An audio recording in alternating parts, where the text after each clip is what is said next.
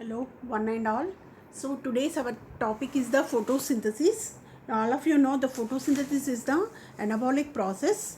During this process, the manufacture of carbohydrates from chlorophyll and inorganic compounds like carbon dioxide and water with the help of sunlight, they converted into carbohydrates. You know it. So I want to tell you the brief introduction of photosynthesis.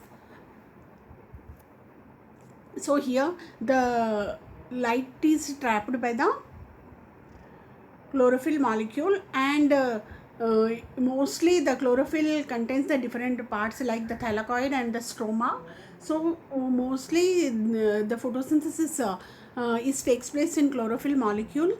And let us see the main history of the photosynthesis. First of all, the Stephen Hale in 1727 proposed that the plant prepares its food through the leaves and sunlight. Okay, so in 1772 Priestley observed that plants thrive well uh, in with the help of air. It can be produce the carbohydrates. And in the year 1779 Hinsenhaus reported that impure air becomes phlogisticated if a green plant is kept in it. Okay, next in 1782 Senneweir started that oxygen evolved in the food manufacture process comes from oxygen. Okay, he established that red wavelength of light was most effective in this process.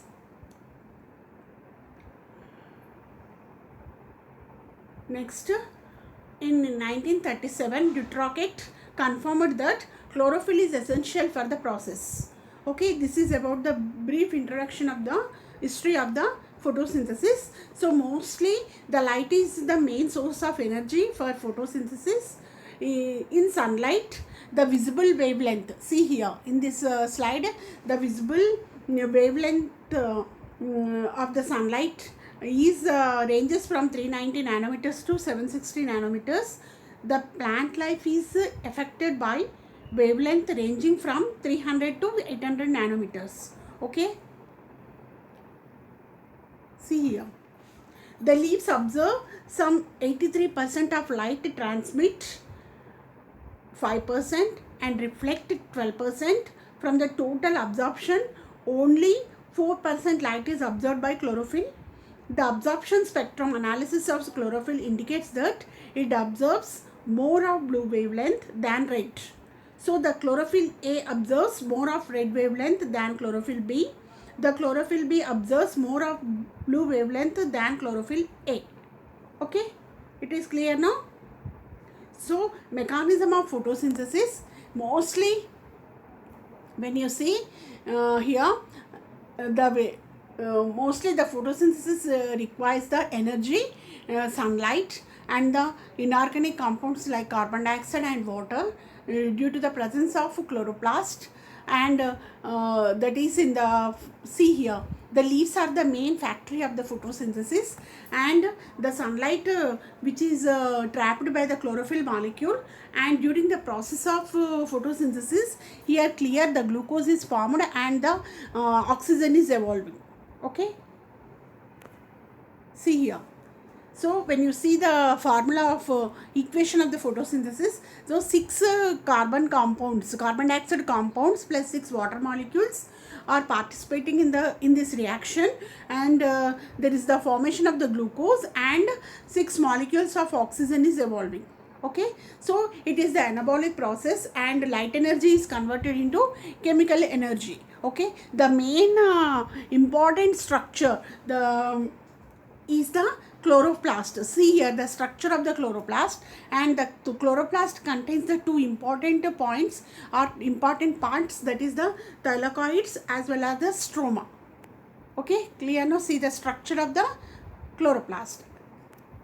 See here, the thylakoids are play an important role, and the light reaction takes place in grana, grana of the thylakoid, and dark reaction in stroma. So during the process of photosynthesis, the two important things, that is the light reaction and the dark reaction is takes place.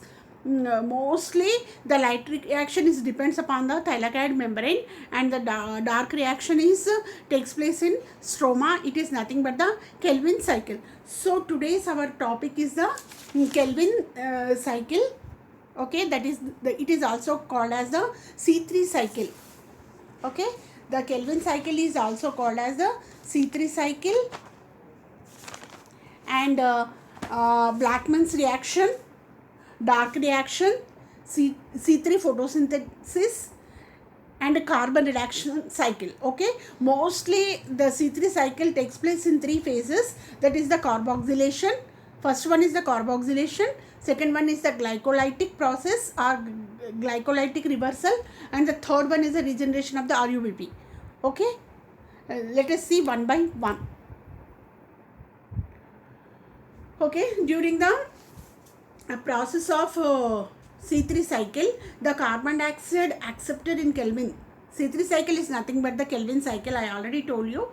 So the first acceptor of the carbon dioxide in Kelvin cycle is the ribulose 1,5 diphosphate, that is the RUBP. Okay, it is also called as the ribulose 1,5 diphosphate. It has 6 molecules of carbon dioxide. It combined with 6 molecules of RUBP to form 12 molecules of 3-phosphoglyceric acid. Okay, 12 molecules of phosphoglyceric acid is formed in this reaction. This is about the carbon cycle, which is during the process of Kelvin cycle, these reactions will be happening. See. So during this process, 12 molecules of 3-phosphoglyceric acid by the enzyme ribulose diphosphate. Okay, so ribulose diphosphate carboxylase, that is nothing but the Rubisco. The first product of the Kelvin cycle is a 3 compounds of, that means 3 carbon compounds. This cycle is called as the C3 cycle and found in C3 plants. So this cycle is mostly takes place in C3 plants, the normal plants. Okay, the 12 molecules of 3-phosphoglyceric acid, that is 3-PGA, changes to 1,3-bis-phosphoglyceric acid, that is 1:3 bis-PGA by the enzyme phosphoglyceric kinase. Okay, the enzyme is involving here is the phosphoglyceric kinase, utilizing 12 molecules of ATP. Okay, here the energy also required, that energy is in the form of ATP. It needed 12 ATP molecules, thus 12 ADP regenerated. The 1:3 bis PGA, that is 1:3 ratio of the phosphoglyceric acid by utilizing 12 molecules of or 12 moles of NADP plus H plus changes to 3-phosphoglyceraldehyde to, that is 3-PG is by the enzyme.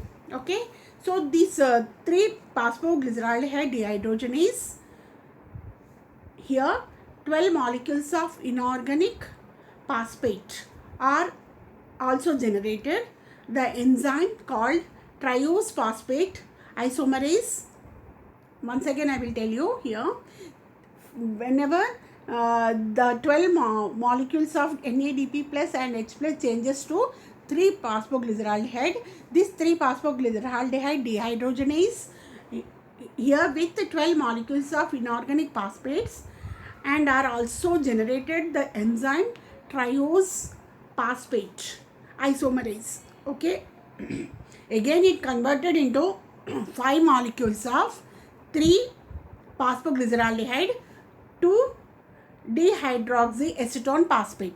So it is again converted into 3-phosphoglyceraldehyde to dehydroxyacetone phosphate, that is DAP. They 3 moles of DAP combined with 3 moles of 3-phosphoglyceraldehyde to form 3 moles of fructose 1,6 diphosphate. Here see, it is clear in this cycle.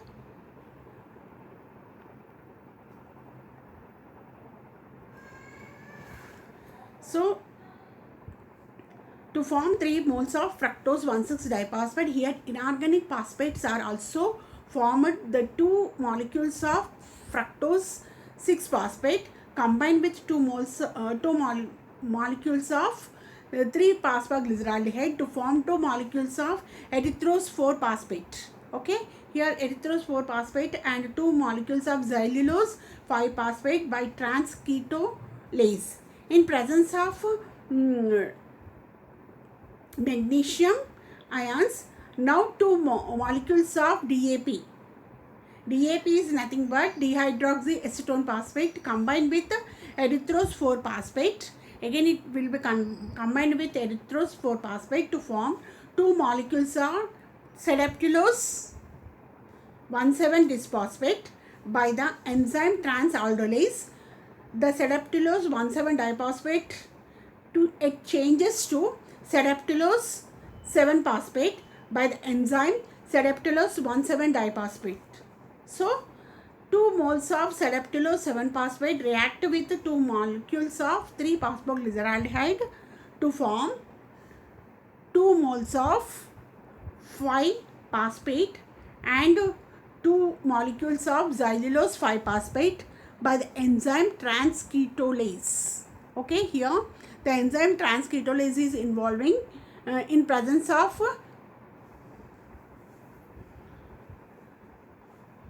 magnesium ions. The 2 ribose 5-phosphate molecules are converted to ribulose 5-phosphate by the enzyme ribose phosphate isomerase.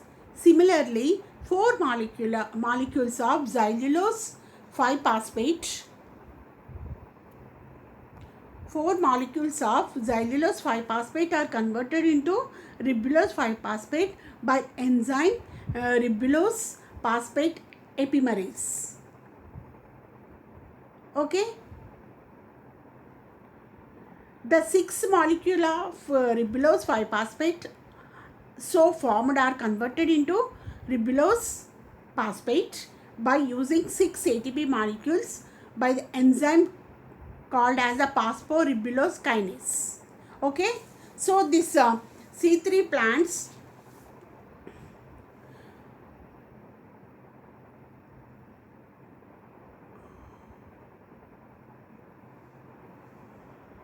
mostly this C3 plants carbon fixation takes place in the stroma of the thylakoid. Okay.